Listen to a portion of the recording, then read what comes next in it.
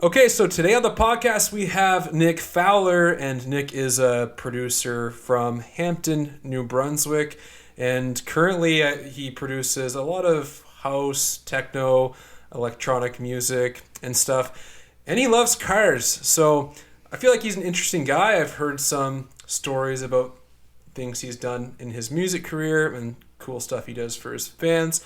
So I wanted to get him on because I figure it would be interesting and maybe there could be something of benefit that you could get from this. So welcome to the podcast, Nick. Thank you. Nice to be here. Yeah, right on. So, man, how long have you been doing music for to begin with? I don't even know this.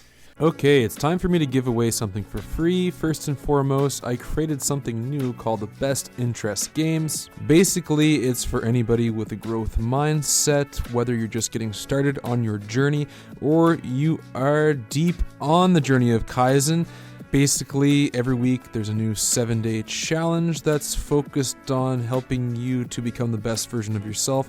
Whether that's a cold shower challenge helping you to burn fat and build discipline, or a challenge getting you to get outside more, journal, meditate, make more money, improve your relationships, you name it. It is basically a self-development program with the incentive of challenges and prizes. So check out the link in the description if you would like to be a part of it. Second thing is, as some of you may know, I lost over 100 pounds and changed my life in 2017.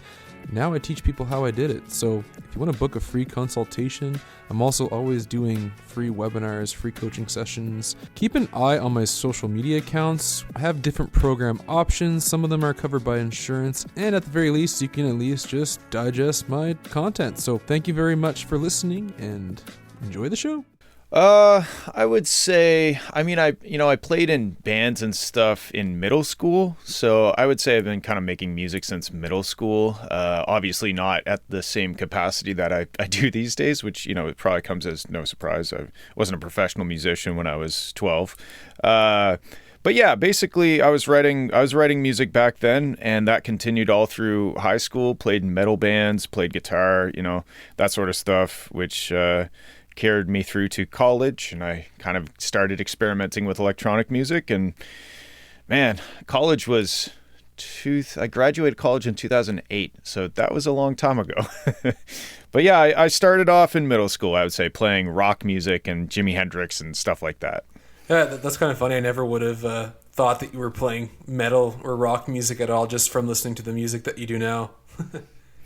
Yeah, I think, a lot of my heavier electronic stuff still has that metal influence. And if you look at the guitar that I play, it's a Strat HM, and HM stands for heavy metal. I've had that guitar since I think I was 13 or 12 or 13, something like that. But yeah, that was my background. And then kind of almost out of obligation, I found my way into the electronic music world because I was tired of relying on bandmates to make music, to practice, to, back then my friends weren't as into music as I was. They weren't as dedicated to spending the hours, because they had other interests, and that's totally fine. So my natural solution was to go to the computer and figure out how to make the other remaining sounds that I couldn't make myself. That's awesome. What were you in college for to begin with? Was it for music or? No, so I graduated high school in 2006, and then I went to NBCC for electrical engineering technology. So I have a pretty good understanding of electronics, and we can get into that a bit as well. But that my background was electronics, and after college, I worked in the engineering kind of field for a few years until I could do music full time. Okay, that's cool. Yeah, I heard you're making some pretty cool pedals, or you have made some pedals before? Yeah, I haven't made any full-on pedals to the point where, I can package them and sell them. I just mostly for my own enjoyment. I make weird effects and figure out interesting signal paths and stuff and use my electronic knowledge to just basically mess around and have fun. Maybe someday I'll offer some sort of product, but for now it's just mostly for me to get some satisfaction. It's kind of how I unwind. I design electronics and I design circuit boards and stuff like that. It's like my relaxing time. Yeah, I saw you were building like a sort of Nintendo inspired pedal. Yeah. So it kind of converts the signal to a square wave, and then because it's a square wave, you can feed it into like digital electronics and do some like logic kind of operations on it to divide frequencies and cut between two different signals at a fast rate. You can get all kinds of cool like chip tune effects out of it. So that's one thing. I've actually got that sitting on my desk just beside me here now. Is it like complete yet, or you still got some tweaking to do? Oh hell no! It's a breadboard with about 1,000 wires running to 20 different chips and stuff. Oh. It's far from complete, but it does sound interesting. Yeah, I would have no idea where to begin with that stuff, but I think that's pretty cool. So when you were in those bands, did you like what? Did you take any of those bands seriously? Like, were you like, all right, I want to like pursue a music career with this band, or did you only want to pursue music when you started exploring electronic music? Well, the bands that I played in like high school, we didn't make electronic music. It was metal. We were really into Rage Against the Machine, Avenged Sevenfold, that sort of stuff back in the day. I would say we took it as seriously as anybody else in high school takes a band seriously. We had great dreams, but we obviously had no idea what we were doing. It wasn't until the electronic music really allowed me to get obsessed with sound design and production techniques and recording and all that shit in order to take it to the next step. And then I did also have a couple bands that were electronic music bands that combined the rock and the guitar and the drums and stuff, the live elements with the dance music and the electronic side of things. And we took those, we took those bands pretty seriously. And my company's name is called Technology Productions. It's like Technology Productions, and that's kind of a nod to one of my bands, the Architects, like ARKATEKS. Tyler Lombard and I started that band in 2009, and we had pretty good success on the internet to the point where we were playing some showcases and kind of doing the whole ECMA, Music New Brunswick, Canadian Music Week, showcasing all that networking stuff. And it's really because of that I've been able to meet the people that I've met, and that kind of springboarded me into a career of music production. So the bands in high school, that was kind of just my introduction to playing music with people. Then I got really into producing electronic music on my laptop by myself. Then that turned into, okay, I can't really sing very well or write by myself very well in terms of lyrics. So, okay, I met Tyler, we hit it off. So that turned into a band. Then, okay, we should probably play live. So that turned into a live show thing. And that was the progression. But yeah, the high school bands didn't take it too awfully seriously. The bands after that took it very seriously, and now I take nothing seriously. So yeah. So that band, the Architects, was it a 4-piece band or just the two of you? It was mostly the two of us. We also had my friend Ryan Eatman. He played drums with us live, and he also, he was. He took part in some of the later stuff that we did in terms of writing and recording and production. But for the most part, it was Tyler and me. We were like the band. And then we had Ryan join us later on in the life of the band to mostly the stage presence of a drummer is kind of hard to replicate with a laptop and a drum machine. So that really helped us in the live music. It set us apart. We weren't just DJs in people's eyes. Now it was kind of like the best of both worlds. We were a quote unquote real band, but we were playing electronic dance music. So it and this was back kind of when EDM was a new term, like now everything is EDM. Your aunt probably knows what EDM means, but back then it was like, it's techno. Everything was techno. So it was kind of cool to have me play guitar, Tyler sing. I also played keys. We had, computer production stuff to bring the sonic, like the bottom end and stuff that you don't get with real instruments. And then we had our drummer, Ryan, playing along with us to kind of create this better experience for the audience than just us with a computer, which is how we started performing live. But we quickly found out that it just doesn't have the same presence on stage unless you have like a drummer beating on some drums.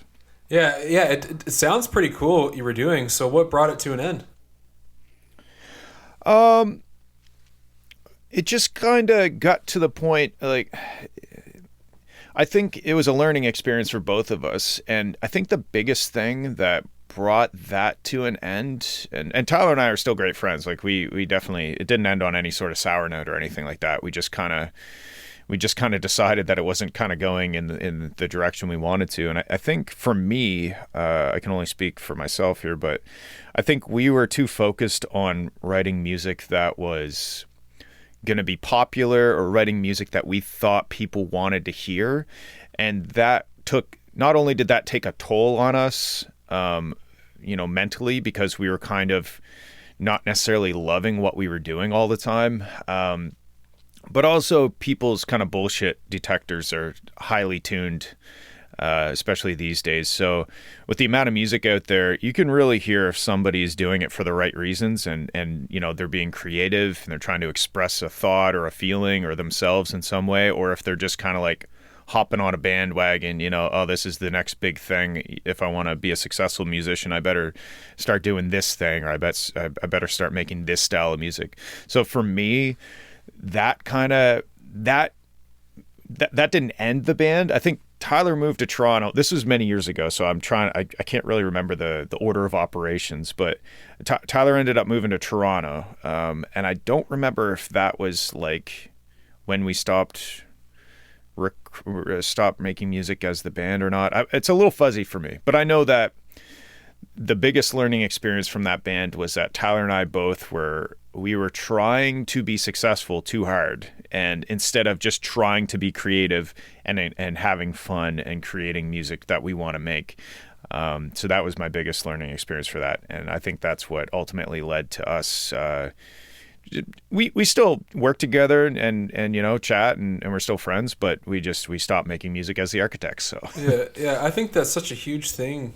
What you said there is just making art based off what feels good to you versus what you feel other people want to hear or want to see. That's such a huge thing. I feel like a lot of people fall victim to that trap, because they want to. Yeah, when you say it out loud, it seems kind of obvious, but it kind of manifests itself in different ways. It's a bit of a slippery slope too, because maybe you're like, well, I'm still doing what I want to do, but like, it's not going to hurt if I do a cover for TikTok, if I do a cover of this song for TikTok, because that's going to maybe bring people to check out my original stuff. And, so it's not just black or white, like you're either making stuff that you like, making real genuine art or not. There's a bit of a gradient there, but I think it comes down to balance, because ultimately you could be like Nine Inch Nails, do absolutely nothing but like authentic art at no expense, doesn't matter if it's going to succeed or not, and still succeed. That's like one end of the scale, and Nine Inch Nails is my favorite band. That's one of the reasons why they're my favorite band. Or you can go more kind of towards like, I think like, Paris Hilton might have had like a bit of a music career at some point, and that's just pure like capitalizing off of some sort of strategic move to make money in some way, or it's strategy. So those are kind of, in my mind, the two ends of the spectrum, and everybody else kind of falls in there somewhere. You still have to be strategic, and you still have to be mindful of your branding and your marketing and stuff, but there's ways of doing that are more authentic than other ways, and that's kind of the challenging part, is making sure that you're not burning yourself out by just like sucking the teat of the newest trend or whatever. Yeah, absolutely. And that's why I love the collaboration camps you've been hosting, bringing 3 musicians, songwriters together to just to maybe clarify for the listener, Nick hosts these collab sessions where he takes a producer, a writer, and a singer, puts them in a room for a day from 10 a.m. till 7 p.m.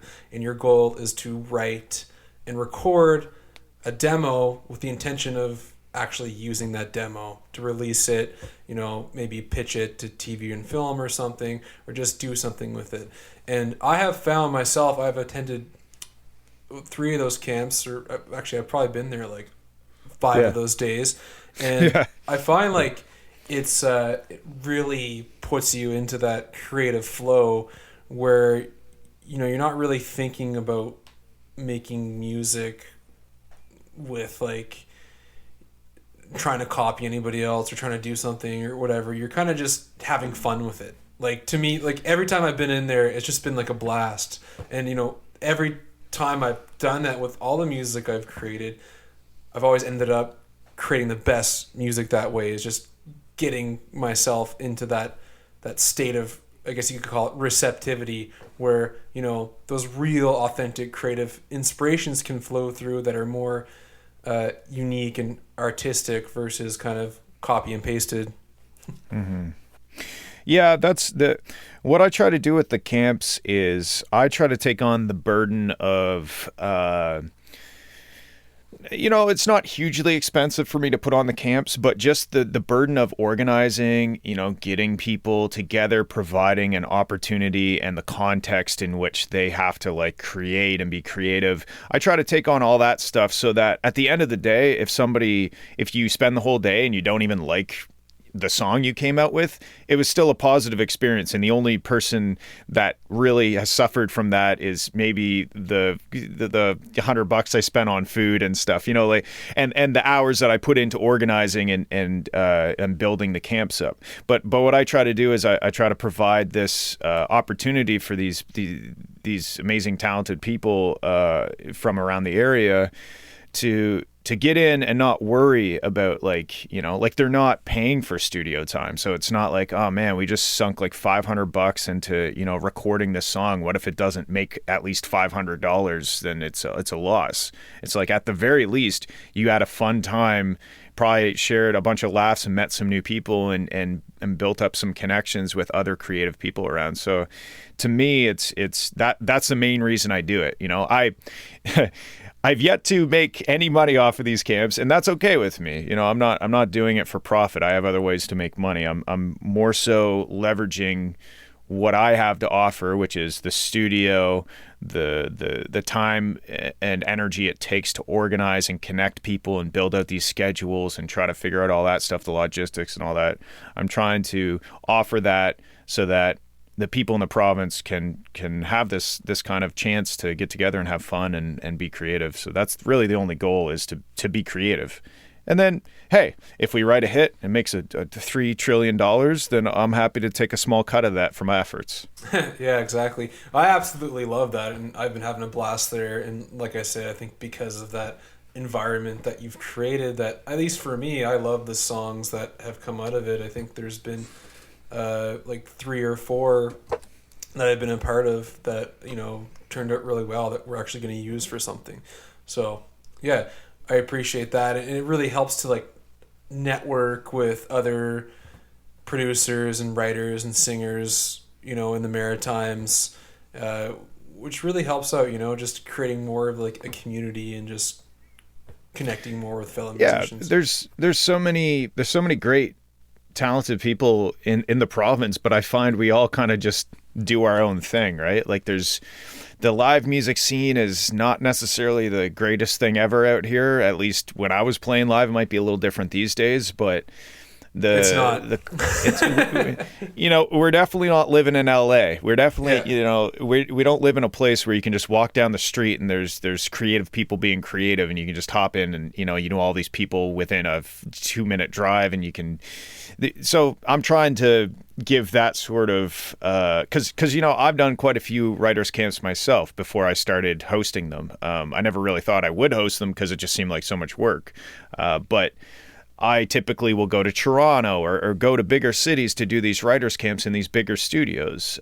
So I'm trying to offer my version of that to the people around here. And I think that one of the best things about it too is if you guys ever get asked to go to one of those songwriters camps, the bigger, more established ones with more established, international writers and stuff like that, it won't be your first time. You'll have the experience to draw on, and you'll know what to expect and how to conduct yourself in these situations. So when I started doing writers camps, I went cold turkey into it, and I was so nervous. I didn't know what to expect. I thought, oh my God, what if especially being the producer, like what if I don't like make anything good and we just like sit there the whole day, and you have all these worries. And of course, once you're in the situation in the moment, it never really pans out that way. You're always amazed at what you can do.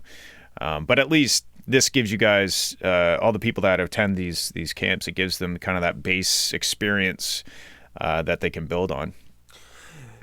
Absolutely, man. I really love that. And I hope to go to one of those camps someday. So what did... there was something I was going to say. It'll come back to me at some point, but whatever. I want to go back to, when did FWR, Fowler, get created? Was it immediately after you kind of left that band, The Architects? Or? No. So after The Architects, I started a band with my girlfriend at the time. Her name was Susan. She's a great writer, great singer. And we had a band called In Dreams, and we were more in like the synth wave kind of softer, more poppy, whereas The Architects were a bit more heavy and rock. In Dreams was more synthy, poppy, female vocals. We still had a drummer on stage because of what I learned from The Architects, like the stage presence stuff. But that was my next kind of journey was with that band, and we released two albums with The Architects. We released two albums with In Dreams. I have released more than two albums with Fowler, so I guess I've broken the curse, the 2-album curse. But yeah, I started Fowler towards the end of my journey with In Dreams, and I started it because I had begun my music career in television, like the music for television, which is how I make my living. I started that, and I basically focused multiple energies, on producing for TV. There was like a couple years in my life where I was still working a full-time job at Bell Alliant in their engineering department there, and then I would come home and I was determined to be able to leave my day job and do music for TV full time. So I basically was like working 2 or 3 full-time jobs if you include the music thing.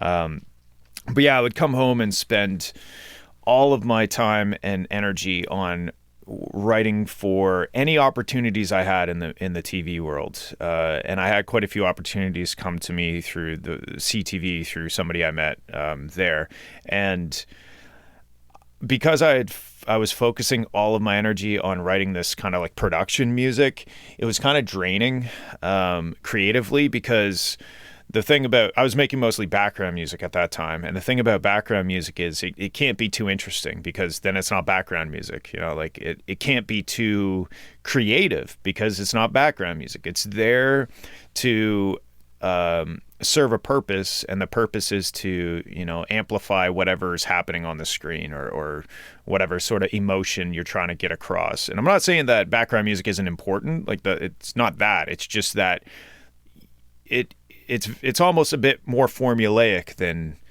writing your own music and being creative in your own way, because you're kind of bending to somebody else's creative vision.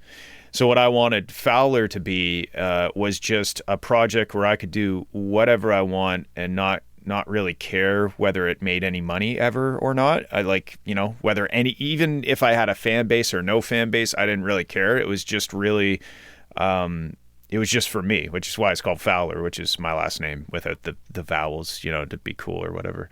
But yeah, I started that because I kind of had this deficit of creativity of, I want to make some weird glitchy music, but that's not for background music, because it would be too distracting for background music. Background music has to have a nice For the most part, for the background music I was making, it has to have, a solid groove. It can't have any sort of it can't be too jarring. All these kind of rules that were implied so that it would fit with the visuals.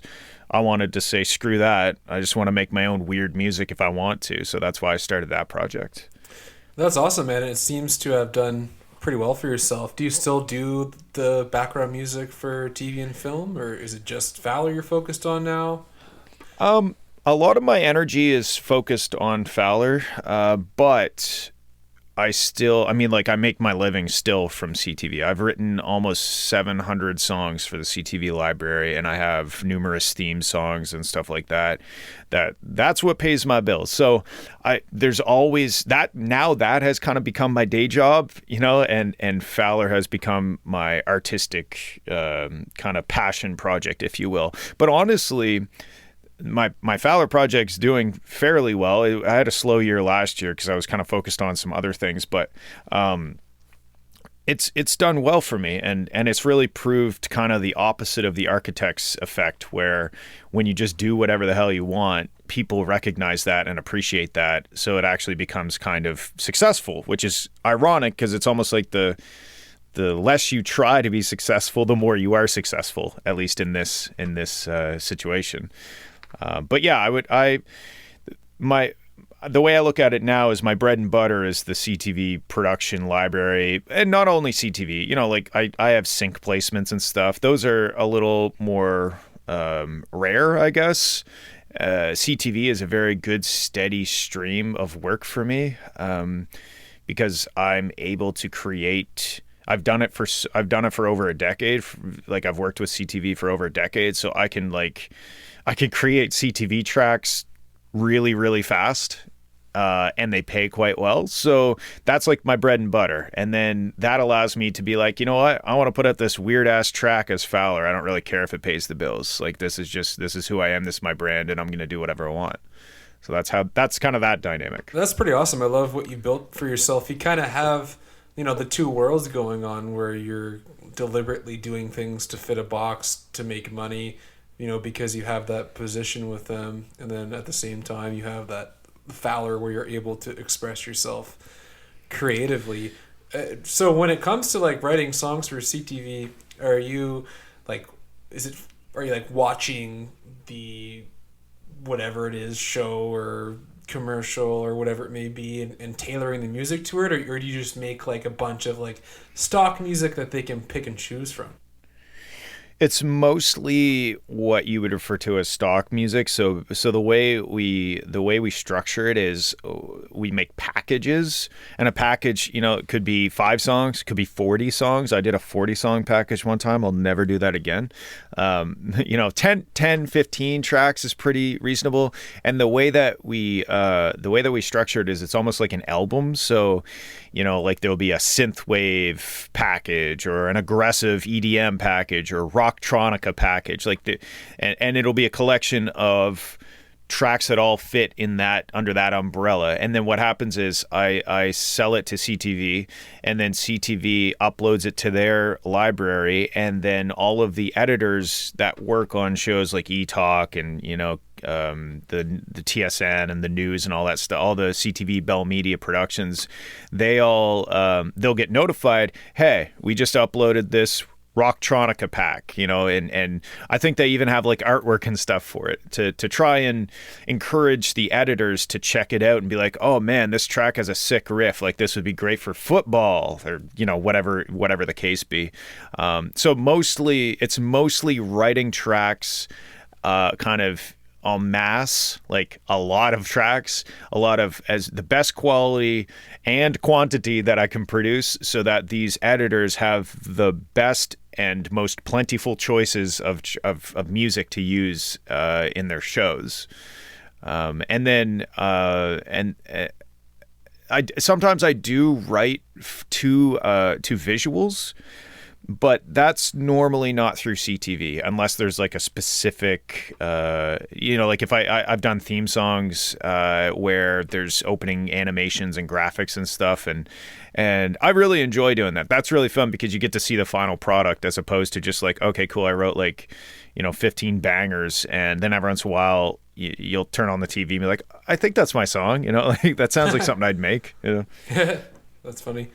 So yeah, that's pretty cool, man. I love that the success you were able to create for yourself in that area of music, and I understand your Fowler project has had some success in placements and stuff. I remember you mentioned you had a song on Degrassi, and I know you've had some songs on Fortnite and Rocket League. Yep. And stuff like that. Yeah, and recently, I think last year I had one on CSI, like whatever the new version of CSI is, and yeah, there's definitely there's a place for the Fowler music in TV as well, which is great. And a lot of the times the music supervisors they're really out trying to find unique, interesting, creative music as opposed to more of just the formulaic stuff that there's so much of. So again, it comes down to almost like the less I try to create like successful music, the more interesting it is. And it might not apply to as many briefs, but the ones that it does apply to, it applies really hard, sort of thing, if you know what I mean. Like it's a bit more niche, but the benefit of that is instead of writing a track that you could put under any car commercial or something like that, this track would only go underneath some like super high tech commercial for a car or something, just showing like an engine cross section or more specific. It wouldn't work with a bunch of briefs or a bunch of opportunities, but the one that it works extremely well. So it's kind of an interesting situation when it comes to that side of things. It's a little hard to explain without graphics, but I don't know if that makes sense. Like if you make kind of like more vanilla, if you make vanilla music that's a little more middle of the road, it will fit a lot of different visuals, but it won't fit them that well. And if you make something super unique and weird, it will work with barely any visuals, but the one that it does work with, it works extremely well. Yeah, that makes sense. And it just goes down to standing out from the crowd. If you make stuff that sounds like everything else, you're less likely to be noticed, even if it's done really well. And if you if you make something that's unique and stands out, then people are going to be more likely to notice. Yes, exactly. And that makes sense for placements too. I mean, because I guess, I don't know, if somebody's making a commercial, they're going to want, like, the whole intention of a commercial is to grab people's attention. So you're going to want something in the music that will grab people's attention, and if it's more unique, it's going to be more likely to grab their attention. That's right. Just like all those commercials we remember growing up as a kid, like they're still stuck into our head. Some of them. And a lot of them are very weird. Yeah, and a lot of those kind of commercials, they're cut to the music, so the music plays a much more kind of integral part of the entire package, as opposed to when you think of like a show like E-Talk. They're constantly cutting from shot to shot. The music's changing all the time. Sometimes the music's so low in the mix, you just kind of hear like the hi-hats grooving out. And there's nothing wrong with that. That's just that format of media, as opposed to a 15-second commercial that's trying to be really cool and memorable. Sometimes the music will take on a much more important role, where the tempo and the cuts and the different moments in the actual audio are almost driving the visuals more than the other way around. But earlier, or should they maybe kind of just make that unique music and then pitch it? Like, what would you have to give them for advice? I have probably a few different pieces of advice. I think like CTV, they're never gonna want formulaic kind of copycat music, right? That's never the ask. In fact, a lot of the songs that get me the most royalties, because every quarter I get a royalty check. That's basically what my living is based on. And I can see exactly what shows use how much of each song and all that stuff. All that information is there. And the tracks that work best were the ones that I started with the intention of finishing for my Fowler project, or just like something that I started because I had this idea or I was inspired, and then it didn't end up going anywhere. And I thought, okay, well, I'm never going to finish this, so I might as well wrap it up into like a CTV track, like finish the structure out, and then I'll sell it to CTV. And then I think, because the initial passion was there, the initial inspiration and creativeness it's just kind of naturally baked into that. It's a better piece of music, you know? And then I can kind of tailor it if there's, you know, vocals, chops or something that wouldn't work for background music, or some weird, you know, sounds or something. I can massage it to be a bit more background friendly. So I wouldn't say you should ever really aim to write the library music. You should always just write a lot of music, because that's going to do two things. You're going to build up a huge library of even if they're just like a 30-second idea. Sometimes 30 seconds is all you need for a commercial, you know. In fact, you know, how many commercials are more than 30 seconds? So write a lot of songs. I see a lot of people spending so much time on one song that is never going to go anywhere, and they kind of lose track of the idea that this song, the value isn't in the song itself. The value is in the experience that you're getting by making the song. So it's almost like practicing, right? Like you got to practice a lot. So for a producer, practicing is producing, whether that's a finished song or just a beat that never goes anywhere. People put too much, they invest too much of themselves into these ideas that aren't naturally flowing somewhere. So I think for a younger person that's thinking about going in this route, or an older person, whatever, somebody who's thinking about going down the route of TV and production music and that sort of thing, is make a lot of music and you know, build up a big catalog and get your production skills to the point where your workflow is fast, your turnaround time can be really fast, because all of a sudden, like you've seen me produce, like I'm just like on the keyboard and the mouse, I'm just like on fire, because I value workflow almost over anything else, because workflow is really the connection between your idea in your brain and your idea coming out of the speakers. The biggest kind of hindrance to that is workflow. If your workflow sucks, then you can have the best idea in your head, but it's going to take you 3 hours to even just get it out. So write a lot of music. That gets your workflow up and gets your catalog up. Because sometimes I'll just like, you know, CTV is looking for a certain type of package, and the first thing I'll do is I'll just go through my projects folder and listen to a bunch of shit that I've made that will never go anywhere. And I can usually almost build an entire package just out of tracks that I've started in the past. So make a lot of music. That's one piece of advice.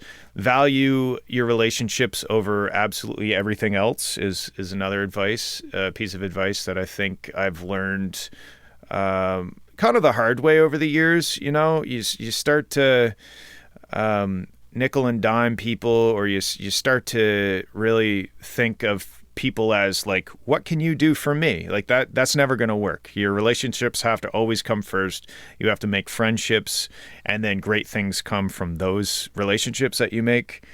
And when you're starting out, basically don't say no to anything, because unless it's going to put you in some sort of weird situation, say yes. Like, take on every opportunity that you can, because maybe it doesn't pay you anything, but it pays you an experience. And yes, you have to start valuing your time at some point, but if you're just getting started, bending over backwards and helping people out and making their lives easier in terms of, like, you know, the people you're working with, that's always going to be the way to go, because this is a relationship centered industry. It doesn't really matter if you have a piece of paper that says that you went to college for music production. Nobody gives a shit about that. What they care about is how you are to work with, and if you're reliable and professional and trustworthy and all that stuff. So anyway, I just dumped a bunch of, I don't know if any of that was advice, but I think that was great, man. Those are a lot of nuggets in there. I really enjoyed that. Thanks. I think that's going to help a lot of people. And so I know you have some of your, I don't know if it's all of them or, a few of your songs signed to one of the biggest electronic labels, Monster Cat. That's pretty cool. Yeah. I know a lot of electronic producers like would love to have their songs signed by them. So yeah, they're great. They're one of the few labels that has a really strong community built around the label and not necessarily around the artists. And that's really great for the artists because there's constantly growing and churning community of Monster Cat fans. And as soon as you release on Monster Cat, you now have access to all these fans and they welcome you with open arms. And it's pretty crazy the difference that Monster Cat releasing on Monster Cat makes for an artist.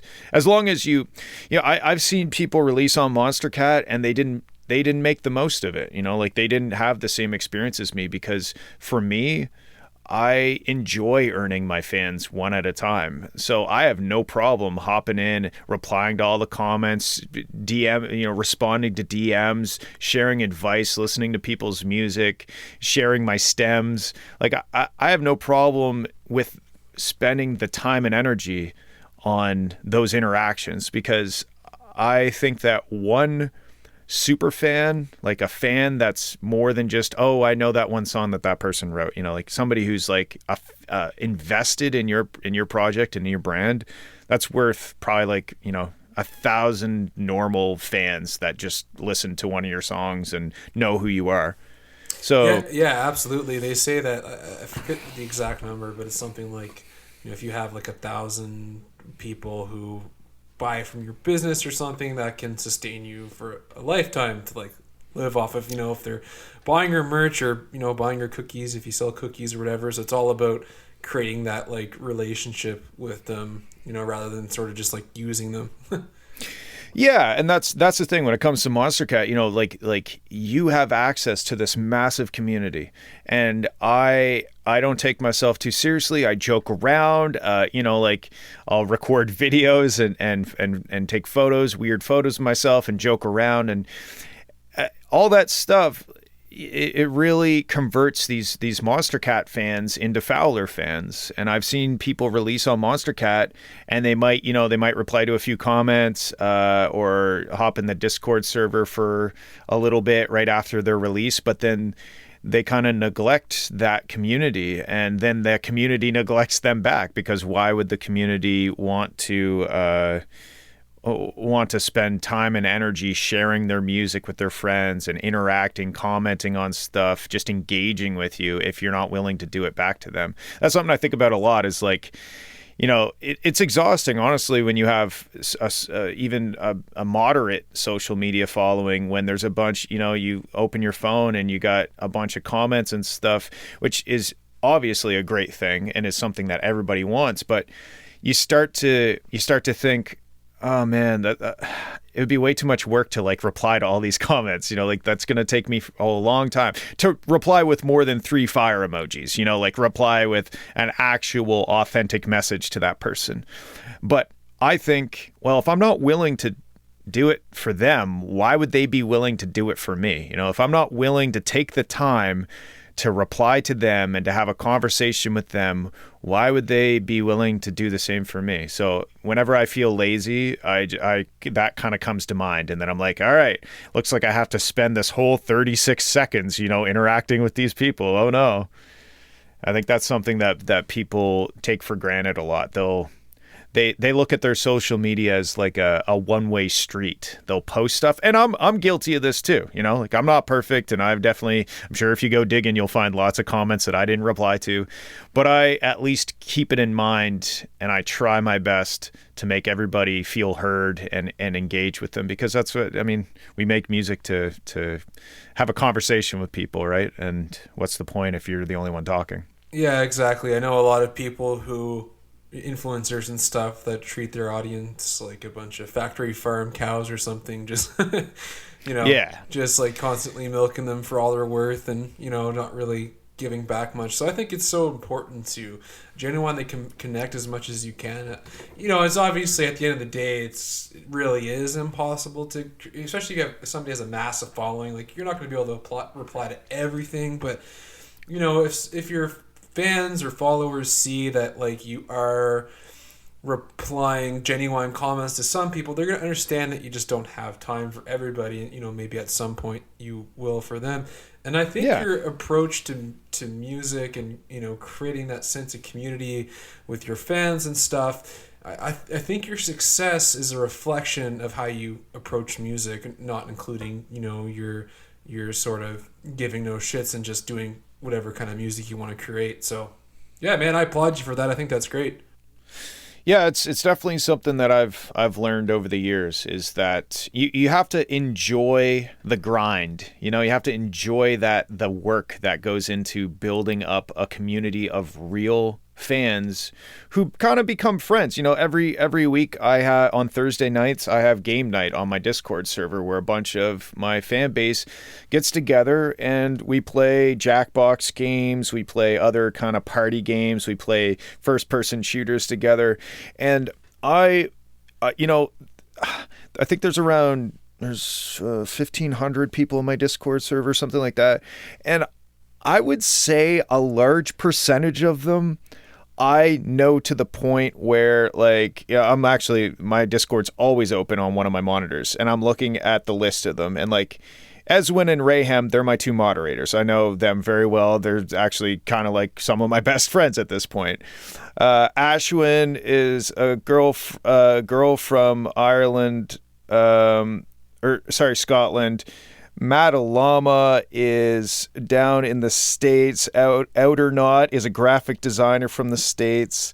Singe, he won one of my Fowler Grand Prix races. Tim, also known as Jetpack, he's at almost every game night. Like, I can scroll down and I know at least like probably 2 or 3 things. I can picture there's a guy named Sebastian. His name is Susbastian on my server. He's from Mexico, and there's certain things that he says, like skill issue. He'll say skill issue when like somebody sucks at a game or something, like as a joke. And I can just picture his voice, like I can hear his voice in my head saying it with like a Spanish accent.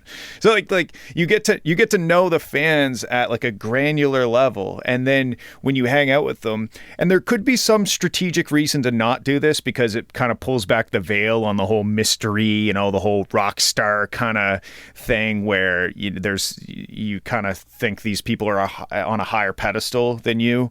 When I'm like, if somebody's like, hey, can you send me a video? One time somebody was like, can you send me a video of you apologizing? And I'm like, yep. And I like recorded like a 30-second video of me apologizing for like nothing specific, just like like a generic apology video, like shit like that. Like I'll do anything. They're just like a bunch of my friends that hang out in one place, right? And then how that benefits me is, well, I have a new track coming out. They're invested. They want me to do well. They want the music to succeed. So they're gonna share it with their friends. They're going to comment, they're going to engage with it. They're going to tell the algorithms that it's worth it's worth the algorithmic push and all that shit. So to me, I enjoy those, the hours that I spend, because Thursday nights I spend usually about 3 hours playing games with them. Friday evenings, I do my production feedback live stream where I limit it to 20 songs because I already spend another 3 hours that night, where 20 people can submit songs, and on stream we listen to them. I give them good constructive criticism, technical feedback on the song structures. I offer my expertise and experience on it. So like all this stuff is a lot of work. It's 6 hours, but it's 6 hours a week. I don't know. Maybe that's not a lot of work now that I'm saying it out loud, but it's about 6 hours it's about 6 hours a week that I directly dedicate myself to my fan base. And then the rest of the week, like I said, I have 3 monitors in the studio. I always have Discord up on my leftmost monitor. So like somebody could post something right now and I could just go over, and I'm kind of bad for this, where like I might be having a conversation with you and somebody posts something and I just reply to it or something while I'm talking. So I like multitask all the time. But anyway, all of that is to say, enjoy the hustle, enjoy earning your fans one at a time, and don't try to take shortcuts to success, because it never works. It's always the people that grind and put the work in and aren't afraid to spend the hours. Those are the people that do well, at least in my experience. Absolutely, man. That's amazing. I love that you do that. And would you mind explaining the Fowler Grand Prix? Grand Prix, yeah. Grand Prix, the Fowler Grand Prix. No. Yeah. This is actually maybe the most work that I've done for arguably the smallest payoff in my favor. So for about a year and a half, and honestly, it's one of the reasons why my output slowed down the past year, was because every song that I put out, I would have an ARG series of puzzles. They were usually themed around something. And what it was I would put out a song, and the first song was my song Freaky. That was the race number 1, I believe. It's all on my website too. You can go and still do the races. People have won them all now, and they've all got the trophies and stuff, but you could still go and do the races, and you can also see how all the races were done. But anyway, what a race was in the song itself, there'll be somewhere in it, there'll be a hidden code. And I think every single song was in the spectrogram, actually. So you'd have to look at the song on a spectrogram, which is like frequency versus time, and it would read out like a code, and then you would type that code into Bitly. So Bitly's like a link shortening tool. So say the code was like 339456B or something. You would go to bit.ly/that code. That would take you to a folder, and maybe the folder has like an image in it, and maybe in the image there's something hidden in the metadata, or there was something you had to zoom really far in, or you had to overlay another image on top of it. These are all things that I've done. And then that would give you a new code, which would take you to the next step. And some of these races had they had 12 steps, and it took, one of the races took 3 weeks for somebody to actually crack it. The last one, actually, the one for the Lo-Fi Beats to Realize You're an Asshole to, for that song, that took 3 weeks for them to crack it. Anyway, the first person to get to the end, there's instructions on how to kind of indicate you're the winner. You had to comment a certain phrase on a certain post on Instagram and send me a screenshot, and then that person was the winner. They receive a trophy, which I made myself. So there's 10 trophies. The bases were made out of 2.5 by 2 inch stainless steel. So it weighed like 1.5 pounds, just the base. And then there was I don't know, maybe a 6-inch post. And then there was a part off of my Eagle Talon, which is always a big part of my brand for the Fowler project. It's all centered, all my artwork and everything centered around that car. And these are parts that I actually used on my car, and I had taken off at some point. Maybe it was broken, or I had to replace it with something. So all the trophies were made out of those plaques, and the plaques they had a gold, a brass top with their names inscribed on it and stuff like that. And then there was a part off of my car on top.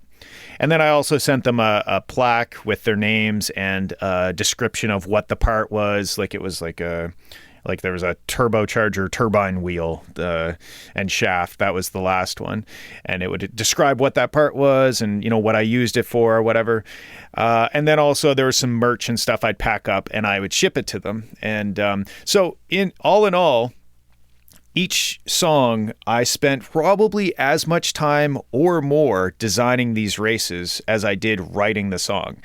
And I probably spent about $150 per song, maybe even more. Well, with shipping, it's probably closer to $200 per winner per song. So to ship these trophies, they're so heavy and it's a big package. And, I've shipped them to Russia. I've shipped them to Scotland, Ashley won one in Scotland. So yeah, that was, also they get entered into my pit crew group. So I have a separate section on my Discord server just for pit crew members. And I get them into any shows that I do for free. So I did a big festival down in the States called Grid Life, which was a race car weekend at a racetrack, and Cascade was playing, and Kavinsky, and a bunch of big artists, and then a bunch of smaller artists like me. But anyway, I was able to get three 3 of my pit crew members in for free to that whole festival with VIP things because they had put in the time to solve these problems and to solve these puzzles. And these puzzles are fucking hard. Like, I've put a lot of work into making them hard. This wasn't just something you hop on and, like, you had to be a super nerd to win these things. So anyway, that was the Fowler Grand Prix. I did 10 races. It's over. I'll probably do a season 2 at some point, but I'm probably going to hire somebody when it makes sense to do that to help me because, like I said, it really slowed down my song releases because now I didn't just have to write a song, I had to make a Fowler Grand Prix race for it too. Yeah, man, that's just absolutely next level. It gets me brainstorming of ideas of how I could interact with, my listeners for this podcast or my coaching platform and my multiple artist projects and stuff. So I think that's super cool, man. I think more people need to do like cool outside of the box stuff like that. I love it, man. That's great. Yeah, I think it comes down to enjoying the grind because, like, I'm not even exaggerating when I'm saying I probably have 100 hours in MS Paint alone for just a few of the races. Like, I probably spent 100. I made a whole point and click adventure game. There's 2 episodes of it, like 2 races were dedicated to this. There was it adds to the Fowler lore. Like, there's all kinds of, it goes deep. And anyway, I probably have 100 hours just in Paint, drawing frame by frame for this point and click adventure where you had to save the Talon from an atomic bomb. Anyway, it's this sort of shit. Like, it's the grind, and most people just aren't willing to spend the time to do that. But when you do, then all of a sudden your fans who are into that, they're like, man, he just spent how much time and how much money just so that, like, we could have this chance to win this part off of his car and experience this. Like, a lot of it is very humor based and stuff like that. So it shows your fans that they're important and that you value them because you're willing to put in 100 hours into MS Paint just so that they can have fun and get a few laughs from clicking around a stupid point and click adventure game. Man, that's next level. And I know you made a book too at some point. Yeah, I have the Cursed Fowler art book again for the most extreme Fowler fans. So on my Discord server, I have One Word Story, which is a channel, and it's moderated by my bot called Carsbot, which is just the Talon. Anyway, if the basis of it is you type one word at a time and it creates a gigantic story. And if you try to type more than one word at a time, the bot will delete your message. So it's like policed. And we're almost at 40,000 words now. And you can imagine a bunch of people on the internet writing a big story one word at a time. You can imagine it gets pretty weird. So what I did was I downloaded, there's a command you can run that compiles it into a gigantic notepad. Like, instead of having to scroll vertically to see one word at a time, it compiles it into a text document. And then my intern Atticus and I went through and handpicked like 20 of the best, weirdest, most out-of-pocket quotes we could. And then I have this another channel called Cursed Fowler, where I take really, really horrible photos of myself and I destroy them in like photo editing apps and stuff. It's part of my brand where I have a lot of really, really horrifying photos of my face.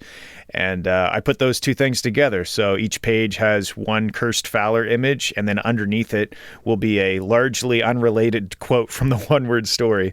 And there's 20 pages, and it's like a little, I think it's 6-inch by 6-inch art book and I made maybe 50 or 100. I don't even remember. I sold like half of them, and I only advertised it once. So if I want to sell more, I should probably advertise it more. Yeah, really. That's great, man. Those are some all great ideas, and I'm definitely going to have to do something awesome at some point like that. Yeah, it's the way to go. I mean, you got to create a fun experience. You got to create a brand, and you got to make it enjoyable for your fans to engage with you. Like, the music is, I have fans that don't even like my music, so explain to me how that works, Yeah, really. That's kind of funny. That just goes to show it's all about like the connecting, creating that little community and stuff. Exactly. Yeah, man, it makes me want to join that Discord server for sure. Yeah, you should do that. If you have Discord, you should definitely hop on it. You also like subtly inspired me to play Rocket League because I was like, "What is this Like you just mentioned a song on Rocket League, and I was like, "What is Rocket League anyway?" Anyways, then my girlfriend actually plays Rocket League, so I started playing Rocket League with her. It's a pretty fun game, man. Car soccer. Do you suck at it? Yeah, I do. Yeah, me too. Yeah. She's pretty good, but like, I don't think anybody's as good as like the pros. I watched like a clip. Oh, it's unreal. Yeah, it was like next level, man. And unreal how good those people are. I used to play like Halo competitively, so I can really appreciate pro gamers. Yeah, it's nuts how they can fly around. I like sometimes we'll play Rocket League for game night on the server, and honestly, I'll just park on the side of the field. I'm like, the best thing I can do for my team right now is not get in the way because I'll probably score on my own. I'll score on my own net, you know? Yeah, really. Yeah, man. So what's with that gold record that you have in your studio that I saw? Yeah. So one of the songs I haven't really come out and publicly said this yet. But one of the songs, it's kind of widely known amongst the people who know me and my fans and stuff. Like I even have a DJ Khaled emoji on my Discord server. But yeah, one of my I didn't know you could create those emojis. You should see the emojis. Like the emojis on my server are insane. Anyway, and most of them are like broken pictures of my face, which ties into that cursed Fowler brand. But anyway, one of the songs that Tyler and I wrote with the Architects back in like 2009 or 10 or something was sampled. Like Dr. Dre and LL Cool J, I think, produced the track for a DJ Khaled record. And the whole song is basically the intro from our song with a drum beat on it. And then Kendrick Lamar and a few other people were like rapping over it. So it's a song called Holy Key. And the song they sample is called Showstopper by the Architects. And if you go, all they did was they took the intro, tuned it down, I believe down an octave or up an octave, or not an octave, a semitone. They either tuned it down a semitone or up a semitone and then put a drum beat on it and then got some rapping on it. And now it's a DJ Khaled track. And it took a while, like a lot of back and forth with lawyers, and it was kind of a mess, honestly. I don't really have a great taste in my mouth from the whole experience, but hey, I got a couple plaques out of it, so that's cool, I guess. Yeah, really. How did you even find out about that, honestly? One of our fans from the Architects messaged me. I was like, this sounds a lot like Showstopper, and then I listened to it, and I was like, this is Showstopper. So I checked it out, and then my lawyer, luckily I have an amazing lawyer in Toronto, Darlene Tonnelly. She's inter alia law. She did a lot of pro bono work for us on this because she really believed in our situation and believed in us. So she helped us out a lot. I have nothing but amazing things to say about that woman. And so we had some back and forth between DJ Khaled's lawyer and us. And anyway, it netted us some fancy plaques, and every time I look at it, I'm like, that's funny, I guess. Yeah, really. I guess you never would have known if you hadn't have created that fan base. Like, who would have told you? Exactly, yeah. Yeah, man, I find that whole thing pretty interesting, and to me it just sounds like a cosmic joke. But anyway, man, thanks for coming on the show. I really appreciate that. It seems to me the theme of the podcast was building a community around your art and maybe any business that someone might have, and just doing what feels fun and exciting to you, and really not doing things just to fit inside of a box, because obviously that's proven to have success for you. You know, you have your day job at the end of the day, but you know, the one that's seen the most light is, you know, the Fowler project. And I think it's pretty dope that, you know, you have your songs on video games and stuff. I hope to have my songs on video games someday. So it's awesome, man. Yes, sir. Yeah, it's totally possible, dude. It's but yeah, I think my main message to musicians in general, or even just anybody who has a brand, it could be music, it could be selling products, is be authentically yourself and don't take shortcuts to success because they don't work. I love that, man. That's such a great tagline right there for this whole podcast. Sweet. Yeah, thanks for coming on, man, and looking forward to your next collab session. And if you're listening to this and you're in New Brunswick or I guess anywhere in the Maritimes, maybe check out Nick. You might be able to join the next one. Yeah, reach out. All right. Thanks for having me, man. It was great. Yeah, thanks very much.